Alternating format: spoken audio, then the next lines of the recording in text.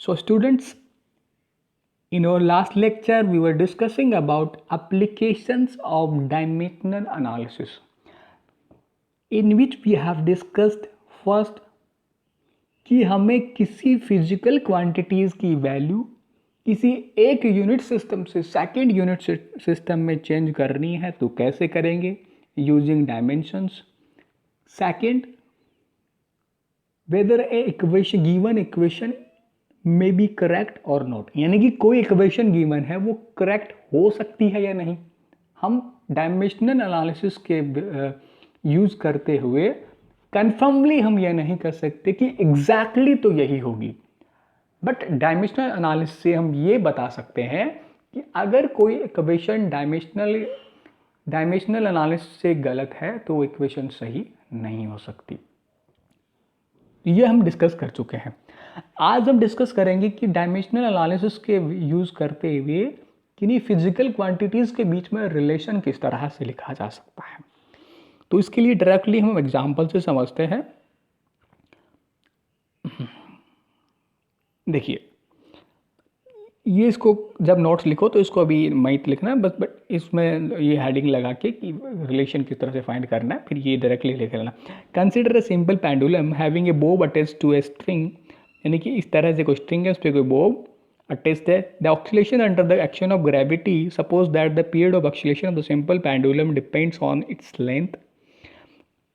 ये कह रहा है कि इसका जो ऑक्सीलेशन होगा उसका टाइम पीरियड है वो इस लेंथ पे, इस बोब के मास पे और ग्रेविटी के एक्सेलरेशन पे डिपेंड करता है। It is given. तो हमें एक्सप्रेशन निकालना है टाइम पीरियड का। अब ये टाइम पीरियड होता क्या है, कैसे होता है, ये हम ऑक्सीलेशन वाले चैप्टर में डिटेल से पढ़ने वाले हैं।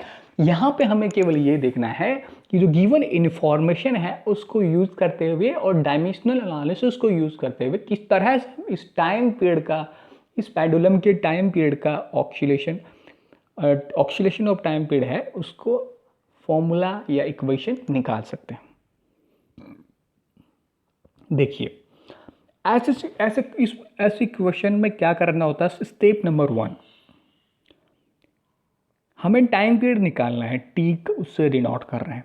तो क्वेश्चन में दिए अकॉर्डिंग वो जिस भी क्वांटिटीज़ पे, जिन भी फिजिकल क्वांटिटीज़ पे डिपेंड कर रहा होता है उसको हम डायरेक्टली प्रोपोर्शनल लिख लेते हैं। जैसे मास, लेंथ और ग्रेविटी एक्सेलरेशन गिवन है, इस तरह से लिख लेंगे और उनकी कुछ पावर लिख लेंगे ABC, चाहे XYZ लिख लो, चाहे LMN लिख लो, कुछ भी लिख लो, बस इस फिजिकल क्वांटिटीज़ के साथ इसका डायरेक्टली प्रोपोर्शनल वैल्यू लिख दो और उनकी कुछ पावर्स लिख दो। इसके बाद क्या करेंगे, देखो कभी भी अगर एक डायरेक्टली प्रोपोर्शनल कुछ लिखा होता है तो उसका प्रोपोर्शनलिटी कांस्टेंट होता है कुछ, है ना। तो सपोज करो उसका K है और ये एक डायमेंशनल लेस कांस्टेंट है, उसका कोई डायमेंशन नहीं है, इस तरह से उसके बाद कर देना है। अब क्या करना है, जिन भी फिजिकल क्वांटिटीज़ की उसके उस टाइम, जैसे यहाँ पे टाइम पीरियड की डिपेंडेंस मास, लेंथ और एक्सेलरेशन पे गई गिवन है, तो सबसे पहले हम क्या करेंगे, इनकी डायमेंशंस लिखने वाले हैं। देखिए, टाइम की क्या होती है T, तो रेस्ट क्या होते हैं M और L 0, तो T इस तरह से लिखती। मास की क्या होती है M, तो M1 L0 T0, बाकी होती नहीं है, इसको 0 लिख दो अगर इनको लिखना है तो, नहीं लिखना तो मत लिखो। एक्सेलरेशन की देखो, एक्सेलरेशन चाहे वो ग्रेविटी का हो, अर्थ का हो, मून का हो, अगर वो एक्सेलरेशन है, चाहे किसी कार का हो, चाहे किसी बस का हो, हम किसकी डायमेंशन लिखते हैं, एक्सेलरेशन की। तो एक्सेलरेशन ग्रेविटी का भी होगा तो भी क्या होगा, एक्सेलरेशन की लिखेंगे, है ना। फिजिकल क्वांटिटी तो क्या है, एक्सेलरेशन है ना। तो एक्सेलरेशन का हम कई बार डिस्कस कर चुके हैं लास्ट लेक्चर में भी। तो क्या होता है LT-1, और अगर M को भी लिखना है तो M0, क्योंकि M तो है नहीं इसमें, LT-1, ठीक है। तो ये हमने LT-2 आता है ना, LT- स्पीड वेलोसिटी का आता है, वेलोसिटी अपॉन टाइम होता है इसका। तो वेलोसिटी के टाइम जैसे LT-1 होता है वेलोसिटी का, तो T एक ऊपर उड़ जाएगा तो क्या हो जाएगा, LT-2 होता है। अब क्या करेंगे, जो ये वैल्यूज निकाली है लेंथ का, इसी तरह से लिख सकते हैं। लेंथ का क्या होगा, L1 होता है तो M0 L1 T0, इस तरह से लेंथ का लिख सकते हैं। अब इन वैल्यूज़ को क्या करेंगे, हमारी जो इक्वेशन 1 लिखी है उसमें पुट कर देंगे। तो देखिए, सब्स्टिट्यूट कर दिया इसमें, ओके, तो इधर क्या हो गया, m1 m0 l0 t1, इधर हो गया m1 l1, ये मास की लिख दी डायमेंशन और उसकी पावर ये है, ये लेंथ की लिख दी डायमेंशन और उसकी पावर b है और इसकी पावर c है।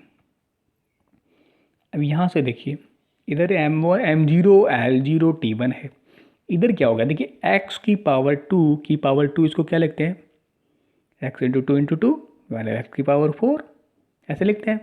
सिमिलरली हम यहाँ पे लिखने वाले हैं, जैसे m की पावर क्या है a, m की पावर a, 1 इंटू के क्या हो गया a हो गया, तो m की पावर a आ गई।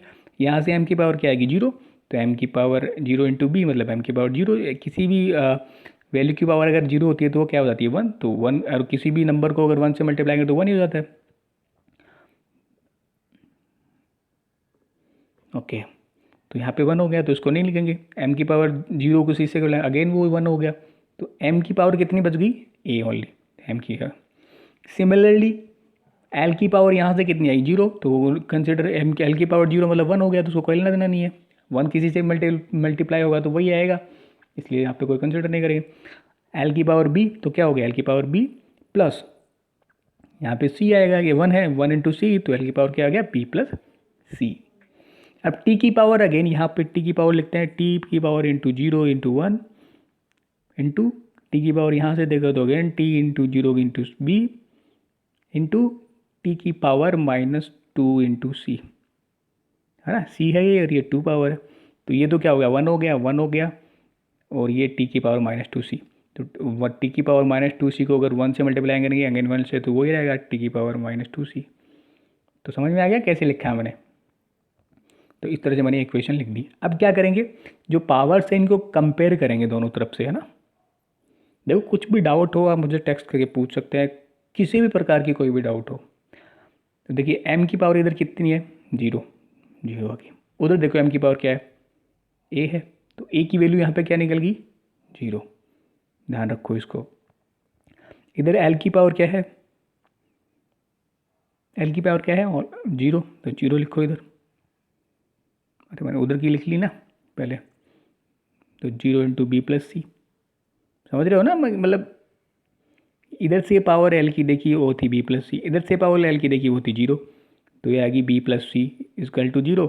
अब सी को उधर ट्रांसफ़र करते हैं तो नेगेटिव आता है ना, B plus C equal to 0, दूसरी तरफ अगर ट्रांसफ़र करते हैं नंबर को तो क्या आता है नेगेटिव हो जाता है वो, तो बी माइनस सी, ये इसको इक्वेशन ए मान लो। आगे देखो यहाँ से टी की पावर क्या है, एल और एम और एल को हम कंपेयर कर चुके हैं, टी को देखते हैं टी की पावर क्या है 1, और इधर से क्या टी की पावर -2c, तो क्या हो गया -2c।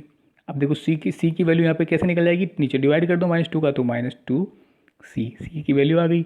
अब इस सी की वैल्यू क्या करेंगे, इसमें पुट कर दो, तो क्या आ गया पुट, यहाँ अगर पुट करेंगे इसमें तो क्या आ जाएगा, बी की वैल्यू क्या आ जाएगी, बी इजकल टू माइनस सी की पावर क्या है, सी की वैल्यू क्या है -1/2, तो माइनस इंटू -1/2, माइनस से माइनस मल्टीप्लाई हो गया प्लस हो गया, तो 1/2। अब क्या करेंगे, जो इक्वेशन 1 थी उनमें ए बी सी की वैल्यू हमने निकालनी है, तो यहाँ पे ए बी सी की वैल्यू पुट कर दो, तो ए बी सी की वैल्यू पुट करोगे इक्वेशन 1 में, तो के तो ऐसा कैसा है, एम की पावर कितनी आई थी, ए की वैल्यू क्या आई 0, तो एम की पावर 0, एल बी की वैल्यू क्या आई थी 1/2, तो बी की पावर 1/2, और एल जी की पावर क्या, जी की सी की वैल्यू क्या आई थी -1/2, तो जी की वैल्यू यहाँ पे रख दी, टी इजकल टू के। अब देखो किसी की वैल्यू हाफ होती है, उसका मतलब क्या है कि वो रूट होता है ना, किसी की पावर हाफ होती है, आपको पता होगा, मैथ्स वगैरह में किया होगा, किसी की भी पावर अगर हाफ होती है, एक्स की पावर हाफ का क्या मतलब होता है कि वो रूट एक्स होता है, और किसी की पावर अगर माइनस होती है इसका मतलब है कि नीचे जाएगा वो, है ना, 1/s की पावर हाफ, है ना, तो जी नीचे आ गया और एक्स की पावर नीचे जी नीचे हाफ है, तो वो क्या हो गया नीचे जाके रूट जी हो गया। समझ पा रहे हो ना क्या लिखा है, तो इस तरह से हमने इसकी एक्सप्रेशन निकाल लिया। अब देखो डायमेंशन एनालिसिस की एक ड्रॉबैक है कि हम डायमेंशन लेस जो कांस्टेंट है, अभी 1 होगा कि 2 होगा कि 5 होगा कि 4 होगा, ये हम नहीं निकाल सकते, है ना, तो ये तो बेसिक रिलेशन आ गया। तो नॉट वैल्यू ऑफ कांस्टेंट के can not be obtain bye dimensional method, ये बट एक्सपेरिमेंट से ये निकाला हुआ होता है, के इक्वल टू 2π होता है, तो ये एग्जैक्ट इक्वेशन आ जाती है। तो इस तरह से हम रिलेशन निकाल सकते हैं, है ना, ये नहीं निकाल सकते, ये तो मैं बता दिया कि लास्ट में 2π आती है, तो इसको ऐसे लिख सकते हैं। तो डायमेंशनल एनालिसिस से कैसे रिलेशन निकाल सकते हैं हम देख चुके हैं। अब लिमिट्स देखते हैं कुछ, the method does not give any information about dimensionless constant. ये हम देख ही चुके हैं कि वो के की वैल्यू क्या आएगी ये बताता नहीं है। कल भी हमने जैसे देख रहे थे, जैसे इक्वेशन देख रहे थे, तो हमें ये जो एनर्जी की एक इक्वेशन देख रहे थे, अब वो 1/2 mv² होगी या फिर 3/16 mv² होगी। तो mv² होगी उसकी एनर्जी की, ये तो हमने निकाल ली थी डायमेंशन से, पता 1/2 होगी कि 3/6 होगी, बिकॉज ये क्या है, डायमेंशनलेस है ना। तो ये इसकी पहली ड्रॉबैक है। दूसरी क्या है, it falls when a physical quantity depends on more than 3 physical. देखो बेसिकली जैसे इक्वेशन हमने निकाली है ना एम एल और जी में, तो जनरली हम 3 फिजिकल क्वांटिटी पे कोई अगर फिजिकल क्वांटिटी डिपेंड करें, जब ही हम डायमेंशनल एनालिसिस का यूज़ करते हुए उसकी इक्वेशन फाइंड आउट कर सकते हैं। अगर 3 से ज़्यादा हो तो सम केसेस में हम निकाल सकते हैं, अदर में we can not find out. It fails when a physical, और वी कैन से 3 तक ही ये लिमिटेड है डायमेंशनल एनालिसिस, उसके बाद हम नहीं निकाल पाते। 3 पे डिपेंड है अगर कोई फिजिकल क्वांटिटी, तो उसका रिलेशन हम फाइंड कर सकते हैं। It fails when a physical quantity is a sum or difference of 2 or more quantities, like जैसे v is equal to u is equal to 80 है। अब हम इसकी डायमेंशन चेक करेंगे, इसकी डायमेंशन, जैसे लास्ट लेक्चर में हम क्या किया है हमने ऐसा, इसकी डायमेंशन चेक करेंगे, तो अगर इसकी डायमेंशन इसकी डायमेंशन इसकी डायमेंशन सेम है तो उसको सही बता दिया। अब हमें ये नहीं बता सकते कि भाई ये वहाँ पर नेगेटिव होगा तो भी वो तो वही आएंगी, तो नेगेटिव और पॉजिटिव का ये पता नहीं लगा सकता कि उनके बीच में नेगेटिव था या पॉजिटिव था, क्योंकि ये डायमेंशन तो सेम ही रहेंगे ना, नेगेटिव पॉजिटिव से उसके डायमेंशन पे तो कोई डिपेंड है ही नहीं वो। तो ये भी इसकी ड्रॉबैक है। According to dimension we can not determine whether है, हाँ कोई क्वांटिटी वेक्टर है या स्केलर। हम इस वेक्टर स्केलर क्या होता है हम नेक्स्ट लेक्चर में डिस्कस करेंगे। स्केलर और वेक्टर ऐसे लिख रहे हैं ना, वेक्टर वेक्टर है स्केलर है, उससे भी हम क्या नहीं निकाल सकते, डायमेंशन से पता नहीं चला सकते। जैसे देखो आपने 9th क्लास में देखा होगा कि क्या होता है, वेलोसिटी तो क्या होती है, वेक्टर होती है, और यार जैसे वेलोसिटी को छोड़ो, इससे भी छोटा हम देख लेते हैं, डिस्टेंस तो क्या होती है, स्केलर, और डिस्प्लेसमेंट क्या होता है, वेक्टर। बट जब डायमेंशन लिखते हैं तो दोनों की ये लिखते हैं, तो हमें कैसे पता चलेगा कि ये वेक्टर है कि स्केलर है। We cannot derive formula by the help of dimension analysis in which terms like trigonometric function, log and exponent function, basically ये क्या होते हैं, डायमेंशनलेस हैं सब। तो हम पहले जो पहला जो लिमिट था उसमें भी पढ़ चुके हैं कि जब अगर ये डायमेंशनलेस के बारे में नहीं बताता है तो हम जिसमें ये ट्रिग्नोमेट्रिक रेशोज होते हैं, ट्रिग्नोमेट्रिक फंक्शन होते हैं, वो क्या होते हैं, है ना, डायमेंशनलेस होते हैं, तो डायमेंशनलेस के बारे में ये नहीं बता पाता है। अब कुछ एग्जांपल्स देखते हैं फटाफट। Write the dimension of A B in given relation, ये रिलेशन गिवन है where P is pressure, X is distance and T is time. इसमें हमें निकालना है कि ए और बी की डायमेंशन क्या होगी। अब देखिए सबसे पहले ए माइनस एक्स स्क्वायर कोई टर्म इसमें है, ये वाली ए माइनस एक्स स्क्वायर कोई टर्म है। अगर ये फॉर्मूला इसने दे रखा कि ये है तो क्या होगा, हमने क्या देखा था कि अगर L प्लस L है यानी कि लेंथ प्लस लेंथ है तो लेंथ ही आती है। एडिशन और सब्ट्रैक्शन में क्या होता है कि इस क्वांटिटी की जो भी डायमेंशन है वही इसकी होगी, वही इसकी होगी, वही इसकी होगी, है ना। डायमेंशन के बारे में हमने कल पढ़ा था, अगर कल का लेक्चर सही से आपने नहीं देखा तो देखें। अगर टाइम है तो टाइम में टाइम ही ऐड होगा, टी है तो मतलब कोई भी इक्वेशन में टाइम है तो टाइम इसकी फिजिकल जो डायमेंशन होगी वही इसकी होनी चाहिए, वही इसकी होनी चाहिए। नेगेटिव और पॉजिटिव में यानी कि सब्ट्रैक्शन और एडिशन में हमने ऐसा होना चाहिए। तो हमने देखा था ये चीज़, इसलिए क्या हो जाएगा, अगर a माइनस एक्स स्क्वायर वो है तो जो एक्स स्क्वायर की होगी वही इसकी होगी, वही इसका जो वैल्यू आएगी उसका होगा। समझ गए। तो एक्स स्क्वायर की क्या होगी, ये डिस्टेंस दे रखी है, एक्स की क्या होती है डिस्टेंस, तो एल होती है, तो एक्स स्क्वायर की क्या हो जाएगी एल स्क्वायर, तो इसकी भी सेम ही होनी चाहिए, तो इसकी क्या हो जाएगी एल स्क्वायर। तो ए की क्या आ गई यहाँ से एक्स स्क्वायर। जो बात मैंने बोली है वही मैंने यहाँ पे लिखी है, यानी कि लेंथ की डायमेंशन होगी, लेंथ की डायमेंशन होगी तो इधर लेंथ की आएगी, टाइम की होगी, टाइम की होगी। ये हम कल डिस्कस भी कर चुके हैं कल वाले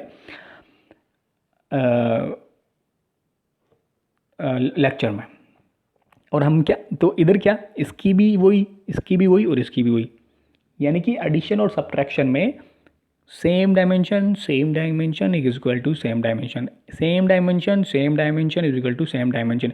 मतलब ये अलजेब्रा की बात नहीं कर रहे हैं हम कि X plus X is equal to X हो जाएगा, वो 2x हो सकता है, बट हम डायमेंशन की अगर बात करें, जब हम एडिशन और सब्ट्रैक्शन कर रहे होते हैं तो हम क्या करेंगे, जो इसकी होगी वो इसकी होगी, वही इसकी होगी।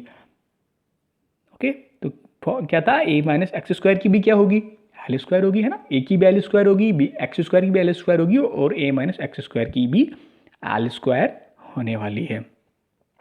तो अगेन हमने लिख लिया, तो ए माइनस एक्स स्क्वायर भी क्या होगी, एल स्क्वायर होगी। ये क्या लिखा हमने, हाँ इसको हटाओ एक बार। अब देखते हैं, इसको ट्रांसफर करते हैं इधर, फिर प्रेशर की पहले निकाल लेते हैं। इसे प्रेशर, जैसे जो फॉर्मूला गिवन था ना, P equal to A minus X square upon B T, ऐसा गिवन था। प्रेशर को इधर भेज दिया, हमें किसकी निकालनी है, बी की। ए की तो निकाल चुके हैं, तो ए को उधर भेजो, बी को इधर भेजो, बी को इधर भेज दिया, और पी को नीचे भेज दिया, तो ये हमारी बन गई। अब बी किसकी निकालनी है हमें, तो सबसे पहले हमारे पास किस की आ चुकी है, इन दोनों की, इसकी तो आई चुकी है एल स्क्वायर, और नीचे टी की पता ही है टाइम होती है।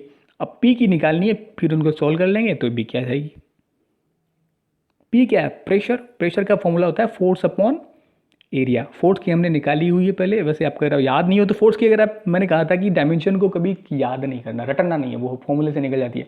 लेकिन फोर्स की अगर आप रट भी लो, वैसे तो रट जाएगी, अगर जैसे जैसे हम आगे चलेंगे तो हम जैसे जैसे चीज़ों को डिस्कस करेंगे तो आपको याद भी हो जाने वाली है। बट अगर फोर्स की याद रखो, M1 L1 T-2, तो ये बहुत जगह काम आती है, बहुत जगह काम आती है, तो इसको याद भी रख सकते हो। तो ये फोर्स की होगी। एरिया की क्या होती है, लेंथ इंटू ब्रेथ, मतलब दोनों लेंथ होती है, तो एल स्क्वायर। तो प्रेशर की क्या बन जाएगी, ऊपर M1 है, M1 का M1 है, एल नीचे देखो, हाँ लिख के करता हूँ चलो, M1 है, L1 है, T-2 है, नीचे L2 है ना। तो एक L1 है, तो एक हमने बोला था कि कल भी हमने देखा था कि मल्टीप्लिकेशन और डिविडेशन में क्या होगी, डायमेंशन अलजेब्रा की तरह ही काम करेंगे, है ना। एडिशन और सब्ट्रैक्शन में तो नहीं करती है, एडिशन में तो जिसकी यहाँ है वो इसकी यहाँ होगी, इसकी यहाँ होगी, ऐसा नहीं कि L plus L equal to 12 हो जाएगी, ऐसा नहीं होता। लेकिन इसमें अलजेब्रा की तरह काम करती है, जो L की पावर 1 है तो 1 से 1 कैंसिल होगी, तो नीचे पावर 1 बन गई। अब ये पावर ऊपर से नीचे जाती है तो क्या होती है, अपना साइन चेंज कर लेती है, तो क्या हो गया, M1 L-1 T-2, ये किसकी होगी, प्रेशर की। अब देखो यहाँ पे वैल्यूज रख देते हैं, एल स्क्वायर थी ए माइनस एक्स स्क्वायर की, टी की टी हो गई, ये हमने प्रेशर की रख दी, तो क्या निकल जाएगी, ये टी से टी का क्या हो जाएगा, T-2 और टी की पावर 1, तो क्या होता है, बेस सेम होता है तो जुड़ती हैं, तो T-2 + 1, तो क्या आ गया, टी की पावर -1। अब टी की पावर -1 तो ऊपर जाएगा तो क्या बनेगा, टी की पावर +1, तो ये टी की पावर +1। और एल की क्या बताएं, एल की पावर 2 यहाँ पे थी, एक माइनस और गई ऊपर, तो माइनस ऊपर जाके क्या हो जाएगी प्लस, तो एल की पावर 3 आ गई। एन की पावर नीचे -t, ऊपर जाके क्या हो जाएगी पॉजिटिव, तो M-1 L3 टी की पावर 1। इस तरह से हम इनकी और निकाल सकते हैं ना। ए बी सी की निकल गई, इसको लिखो और समझो अच्छे से। नेक्स्ट, अगर हमसे ये पूछ ले, अगर क्वेश्चन में ये पूछता हो ए और बी के, ए इंटू बी की डायमेंशन निकालो, तो कैसे करोगे, ए और बी की निकाल लोगे और फिर मल्टीप्लाई करोगे सिंपली। ए की क्या आई थी, निकाली, ऊपर जाके देखो अपने एक्सप्रेशन में एल स्क्वायर, बी की हमने भी निकाली, ये आई, तो डायरेक्टली इनको ऐसे कर दो। एल जैसे बेस सेम होता है तो मल्टीप्लाई में क्या होता है, जुड़ जाती है, तो 2 + 3 L5 M-1 टी की पावर 1, तो ये आ गई। इसी प्रकार से अगर ए बाई बी की पूछ ले डायमेंशन, तो क्या होगा, कैसे निकालोगे बताओ, L square upon M-1 L3 T की पावर 1। अब इसको सोल्व कर लो। चलो एक और क्वेश्चन करते हैं जल्दी से। देखिए, find dimension of A B C D, F is equal to A x plus B T square C by D minus T. यहाँ पे ये वो लिख दो, where X is distance and T is time, लिख लो ये। अब देखते हैं, हमने क्या देखा कि एडिशन और सब्ट्रैक्शन में कुछ भी इक्वेशन होती है उसकी हर एक टर्म की क्या होगी, डायमेंशन सेम होगी। मतलब a x plus B T square plus c upon d minus t है, तो इसकी भी वही होगी, इसकी भी वही होगी, इसकी भी वही होगी जो इसकी होगी। और एफ क्या है, फोर्स है, यहाँ पे लिख लो, चाहिए एफ का भी लिख लेना, वेयर ए बी हमने लिख लिया ना, where X is distance, T is time and F is force, ऐसे लिख लो इसके, जो क्वेश्चन अच्छे से समझ में आ जाए जब भी ये देखो दोबारा। तो एफ यहाँ पे क्या है, फोर्स है, फोर्स की हमने अभी देखी है m1 L1 t-2। इसका क्या मतलब हुआ कि हर एक टर्म की क्या होगी, फोर्स की डायमेंशन होने वाली है। इसकी क्या होती है m1 L1 t-2, तो इसकी भी वही होनी चाहिए, इसकी भी वही होनी चाहिए, इसकी भी वही होना चाहिए। अब देखो सॉल्व करते हैं, ABCD की हमें निकालनी है। पहले ए की निकालते हैं। F is equal to A x, f is equal to A x, a की निकालनी है तो f upon x, x f की हमें पता है m1 L1 t-2। L length की क्या होती है, मतलब डिस्टेंस या डिस्प्लेसमेंट की क्या होती है एल, तो इसको सोल्व करोगे तो क्या आ जाएगा m1 ऐसा कैसा, एल नीचे से नीचे कैंसिल, t-2 बच गया, खत्म कहानी। सेकंड देखो F is equal to B T square, second term क्या है F is equal to B T square, तो मतलब एफ इजिकल टू तो नहीं है, लेकिन जब एडिशन में होता है तो सारी टर्म्स की वही होती है जो इसके इक्विवेलेंट होता है। तो एफ था बाहर एफ था, अंदर की हर टर्म की इक्वल होगी, तो एफ की ही होगी जो बी टी स्क्वायर की होगी। तो हमें निकालनी किसकी, बी की, तो टी से डिवाइड कर दो इधर, एफ आई टी स्क्वायर। तो एफ की क्या गिवन है, एम गिवन क्या है हमें पता है m1 L1 t-2, टाइम की क्या होती है टी, तो टी स्क्वायर की क्या हो जाएगी टी स्क्वायर, तो ऊपर हो जाएगा टी, ऊपर जाएगा, t-2 ऊपर था, जब t की वैल्यू 2 है तो ऊपर जाएगी तो क्या होगी, साइन चेंज होता है तो -4 होगी। L1 है ही, M1 है ही, खत्म कहानी। सी की देखते हैं, सी और डी टी की देख सकते हैं, देखते हैं। देखिए पहले डी की देखते हैं। हमने क्या बोला कि अगर कोई दो फिजिकल क्वांटिटीज एडिशन में है, सब्ट्रैक्शन में है, डी माइनस टी कहीं पे लिखा है, पिछले क्वेश्चन में हमने ऐसा देखा था a माइनस एक्स स्क्वायर, तो क्या होगा, दोनों की सेम होगी जब भी वो सब्ट्रैक्ट या एडिशन में आ सकते हैं। तो क्या होगा, जो डी की होगी वही क्या होगी, टी की होगी। टी की हमें पता है टाइम, तो डी की भी क्या होगी, है ना, यही तो होता है जब एडिशन और सब्ट्रैक्शन हो रहा होता है, जो डी की होगी वही टी की होगी और वही इसकी फाइनल होगी। तो डी माइनस टी है, डी की भी क्या होगी, डी की हमें निकालनी थी, डी होगी, और डी माइनस टी की भी क्या होगी, टी ही होगी ना। एडिशन और सब्ट्रैक्शन में यही तो होता है कि अगर कोई टर्म है एल, ए टर्म है, बी टर्म है और सी टर्म है, तो अगर डायमेंशन की जब हम बात कर रहे होते हैं, when we are thinking about dimension, what you will think is that what will happen is dimension of that physical quantity and that will be same. ठीक है, तो बी की डी की यहाँ से निकल गई, और हमारा जो कम्युलेटिव डी माइनस टी है उसकी भी क्या होगी, टी ही होगी। ऊपर क्या है सी, इधर क्या है एफ, एफ की होनी चाहिए थी क्योंकि बिकॉज के क्यों इसकी एफ क्यों होना चाहिए थी, एफ की equivalent, because f is equal to ही तो कुछ था, वो a plus b plus c जो भी हमारी टर्म थी, तो इसकी एफ के इक्वल होना चाहिए। हमें निकालनी किसकी है, सी की निकालनी है, नीचे टी है तो F into T, C equal to F into T. F की क्या है m1 L1 t-2 और इंटू टी, मल्टीप्लाई करो, m1 की m1 L1 की L1 और t-2 है, इधर t1 है। जब बेस सेम होता है तो क्या होती है, पावर जुड़ जाती है, तो पावर जुड़ेंगी, -2 + 1, तो क्या बच जाएगा, t की पावर -1। ये आ गया हमारा। तो इस तरह से ऑलमोस्ट हमारा ये चैप्टर ख़त्म होता है। इसमें कुछ भी अगर आपको डाउट हो तो आप मुझे आज ही टेक्स्ट कर देंगे। अगर आप चाहते हो किसी भी टॉपिक का इसको दोबारा आपको बताना पड़े, दोबारा वीडियो बनाना पड़े, तो मैं दोबारा ही बनाऊंगा, बट आपने अच्छे से इसको पढ़ना है, पूरे कंप्लीट चैप्टर को, है ना, दोबारा से रिवाइज करना है एक बार और देखना है। कहीं पे भी कुछ भी अगर डाउट हो आपको तो आप पूछ सकते हो। सो ऑलमोस्ट ये चैप्टर ख़त्म है। अगर कुछ न्यूमेरिकल्स और कराने होंगे या फिर मुझे कुछ लगेगा और बता दूँ तो बता दूँगा, अदरवाइज ये ख़त्म है। So that's it for today, thank you.